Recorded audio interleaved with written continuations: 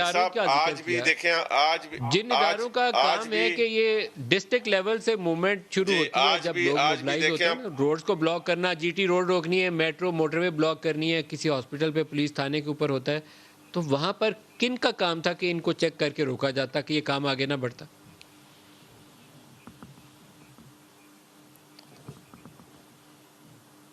جناب ملک صاحب دیکھیں، میں دوبارہ کہہ رہا ہوں کہ ہمیں یہ ایسا ایشو ہے کہ اس پہ اگر میں چاہوں کوئی اس طرح کی بات، اللہ نہ کرے میرے بھائی عثمان سے کرواؤں یا مصدق ملک صاحب سے کرواؤں یا آپ کریں یا ہمارے لوگ خواہ مخواہ ایک نیا کل صبح شوشہ، ہمیں اس کو بالکل باریکی سے اور بڑی ذمہ داری سے اس بات کو کہ اصل ایشو یہ ہے کہ جن لوگوں کی یہ ذمہ داری ہے وہ لوگ کیا کر رہے تھے. آپ نے اگر ان صاحب کو جن کو گرفتار کرنے کے اوپر یہ سارا ایشو اٹھا ہے تو آپ کو ان کے گرفتاری سے پہلے آپ کو لائحہ عمل تیار کرنا چاہیے تھا.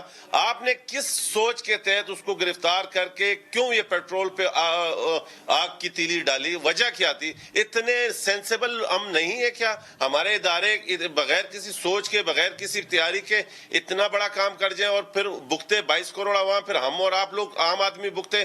اس پہ پوچھ گچھ کیوں نہیں ہو رہی؟ اس پہ کیوں نہیں پوچھا جا رہا کہ ہم کوئی اسٹیپ لینے سے پہلے ہماری ہمیشہ ہی آپ کی تیاری نہیں ہوتی؟ مطلب میں دیکھیں، میرا دل نہیں چاہ رہا کہ میں اس پہ کوئی پولیٹیکلی پوائنٹس کروں.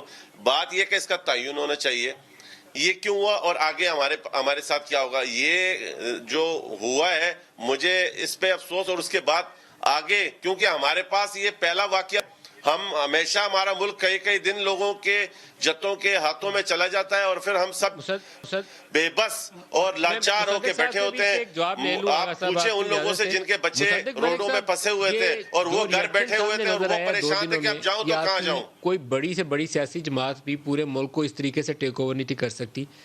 ایک ایسا ایشو ہے جو مذہبی طور پر دلوں کے قریب ہے، اور آپ کسی بھی مسلمان کو ایسی بات بولیں، اس نوجوان کو، بہت سے نوجوان بچے ہیں، بالکل ٹین ایجر بچے نظر آتے ہیں پروٹیسٹ کے اندر، اس نے آگ بگولا ہونا ہے اور سڑک پہ نکل آنا ہے. تو یہ ایک باقاعدہ آپ کے سامنے ایک ماڈل آ گیا ہے کہ آپ کے ملک کو کس طریقے سے مفلوج کیا جا سکتا ہے اور کس طریقے سے پاکستان کی سالمیت کو نقصان پہنچایا جا سکتا ہے. ہمیں کرنا کیا چاہیے؟ ایک سیریس فلاڈ سیکیورٹی اپریٹس جو ہے وہ میرے سامنے نظر آتا ہے. کیا کرنا چاہیے اس کے اوپر؟ جی پہلے تو میں ایک بات وہ میرے بھائی ڈار صاحب نے کی، میں وہ بات بتا دوں.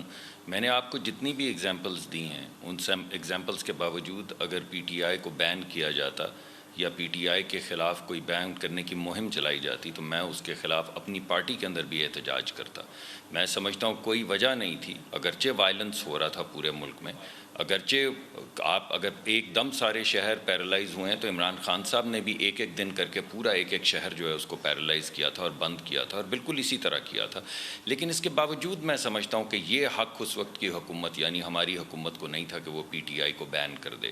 اور میں یہ سمجھتا ہوں کہ یہ حق کسی کے پاس نہیں ہونا چاہیے. یہ ایک ایسی چیز ہے جو بڑے کسی سیریس ایشو کے اوپر استعمال کی جائے. اگر اس سلپری سلوپ کے اوپر ہم چلنا شروع ہو گئے کہ جو حکمران آئے وہ دوسری پارٹیز کو بین کرنا شروع کر دے جب وہ سڑک پہ آئیں احتجاج کریں، تو یہ بہت غلط ہوگا. دوسری میں بات دوبارہ سے کہہ دوں، کسی ایک سیکنڈ پہ بھی میں نے یہ نہیں کہا کہ جو پچھلے 2 یا 3 دن پاکستان میں ہوا ہے میں اس کو سپورٹ کرتا ہوں. میں نے بات شروع یہیں سے کی تھی کہ کسی کو یہ حق نہیں ہے، کسی پارٹی کو، کسی جتھے کو، کہ وہ سڑک پہ آئے اور ریاست کو ٹیک اوور کر لے.